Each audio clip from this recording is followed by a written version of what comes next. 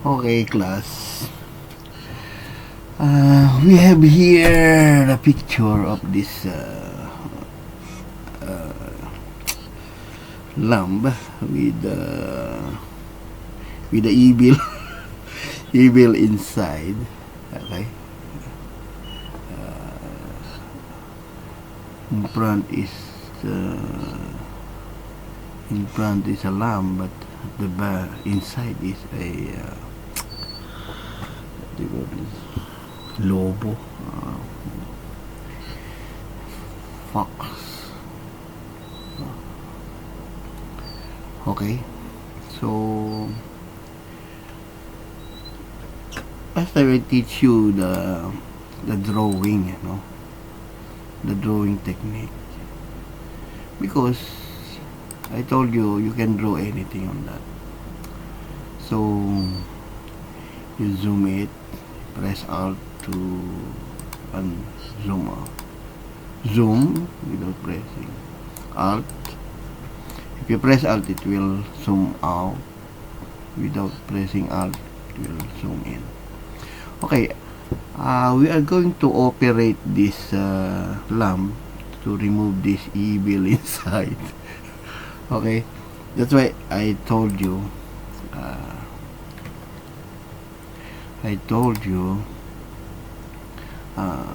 Everything you can draw in my previous tutorial.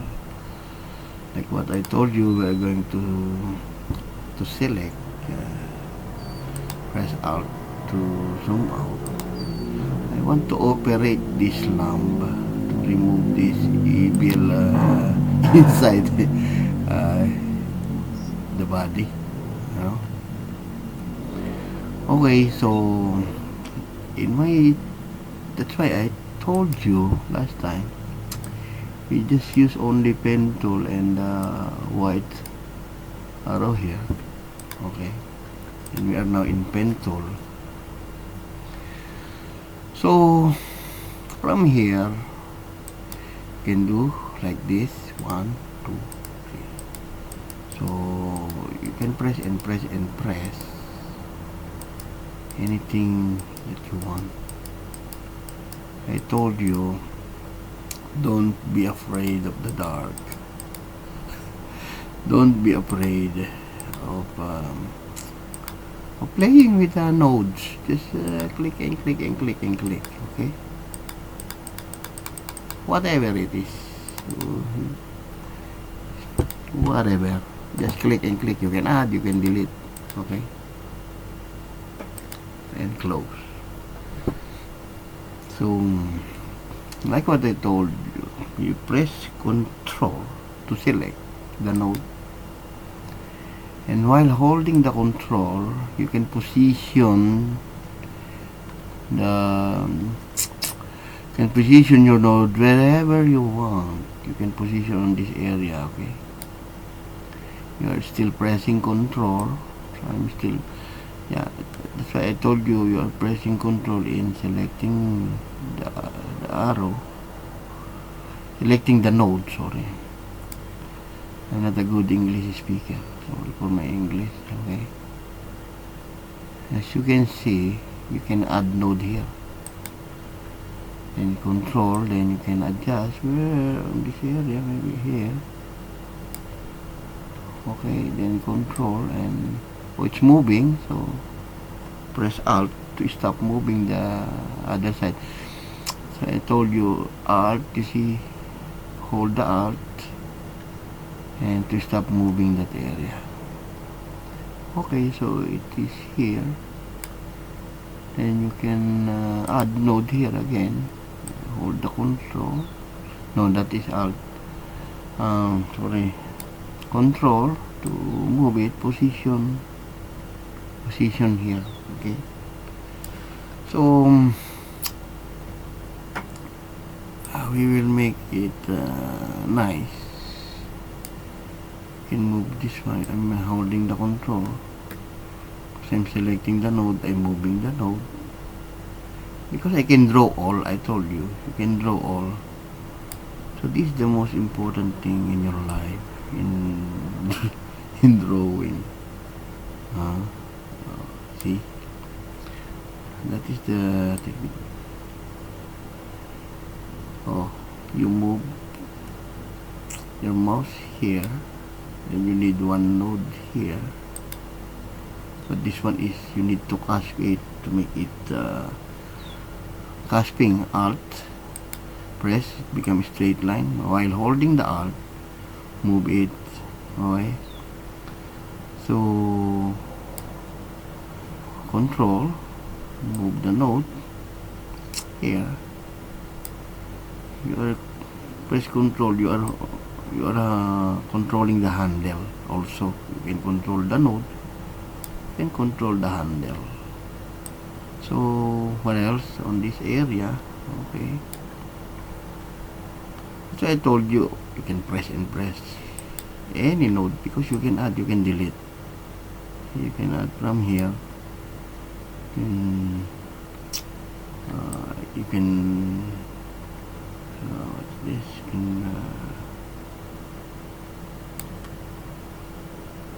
undo. What's that? Alt Z, undo it. So you are holding Control.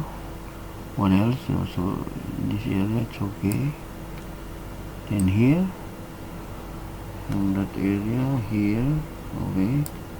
Then we will put to curve on the, you add, hold the Control and curve here on that area. Then add the node, Control, and try to look for the, I'm pressing Control because in sizing I told you you can resize, right? Hold the Control, then go down, hold the Control and take a look at that area here. And, oh, it's moving again. You position what the top part wherever you want. I want on that side. Then press Alt to stop it, and you can position here in this area.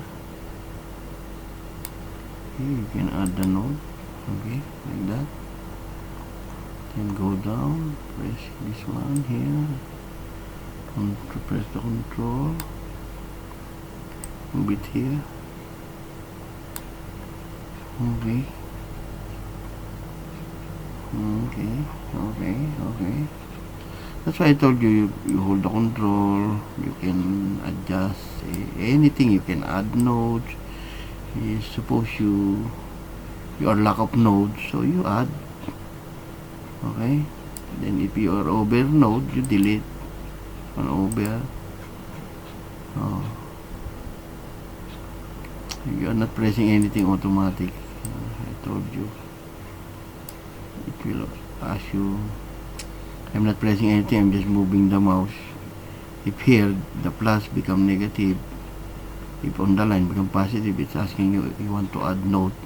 Yes, I want to add node. You can click and put here, but this one is okay. So we can plus, then hold the Control and put in this area and adjust this one here. Control. And we can put here on that area, and plus, and put here, something like that. Okay, so it's up to you now. You can do like this. You see, you can draw anything now.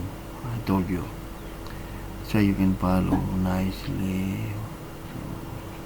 You can zoom it as long as you want. Okay.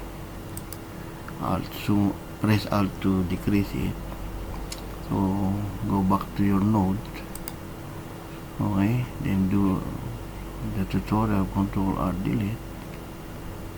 Okay. So adjust every node what you want. If you want to add, you suppose there's a curve on that area, then you want to add node because you are going to adjust this line. So add node, hold the Control and put like this.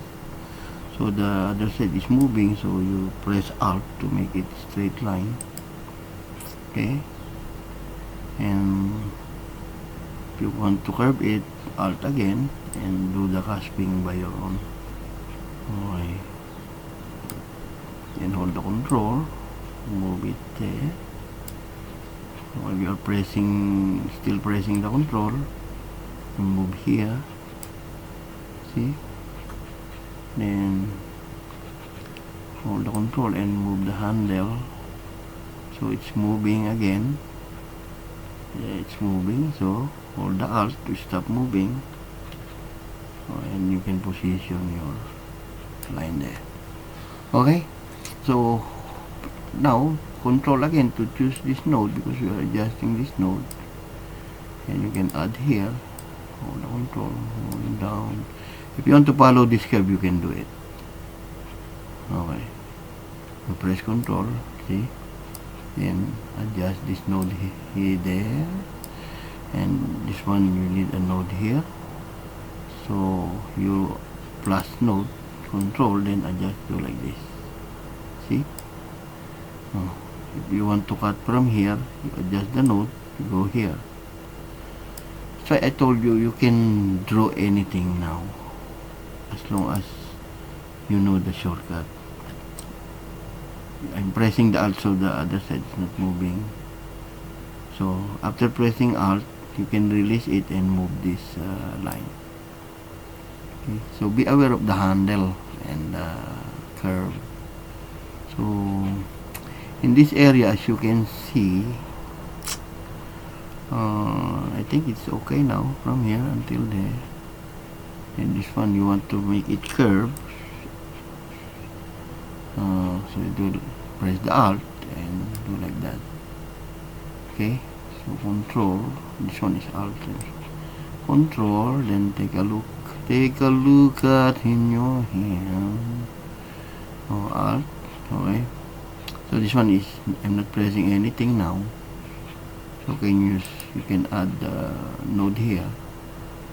Okay, and you can zoom it, see, then if you want to press Control, because you want to control this node. Select this node where you want to put here, and curve, or it's moving again. The left side is, both are moving, so I want only the right is moving, so you hold the Alt and it will stop moving the other side. Okay, so go back, remember, always go back to pen tool, so you can add here, then press Control and you can adjust. Okay, let's say because in zooming, press Alt to zoom out. Okay, zoom it out, then release the Alt, zoom in. So this one, I want a curve here, so this one is over, so go back to tool, should be in pen tool. I told you, always go back to pen tool. And this one, you want it to curve like this, so from here until there, so you are over node, so you can delete this one, and you can hold the Control and position here. This one you can delete because you are using a curve like this. This one is, maybe you can, don't worry, you can delete the node, you can add the node. So this one we will apply the Alt, the cusping, so you can do like that. Okay, but there is a curve here, you can edit also, you can add node here, then you adjust the handle by pressing the Alt. See, then here, let's say we finish all. Okay, so let's say you finish all the selection and press Alt to zoom out. Okay, zoom out, zoom out. Okay, then this one you are going to convert in a selection like what we did in my previous tutorial. From here you can feather to 1 or 2. You can feather to 2 to make it a like feathering is like a shadow. No, it's not the cropping is not sharp. Okay, so there is some blaring. Okay, so if you click OK now, then right click this one and make a clipping pad. This one is right click you go here, you have to press here first because this is the selection. Right click and create a copy. This one, okay, click this one, meaning you are in the selection area. Then layer via copy or cut because you want to cut it, so you can hide now. You can show and see you can cut, and this one you hold by pressing this arrow, you can move and remove this one. So our so there's no evil now in our lamp. Okay, then delete that one. So that's it. Okay, so that's how you use it.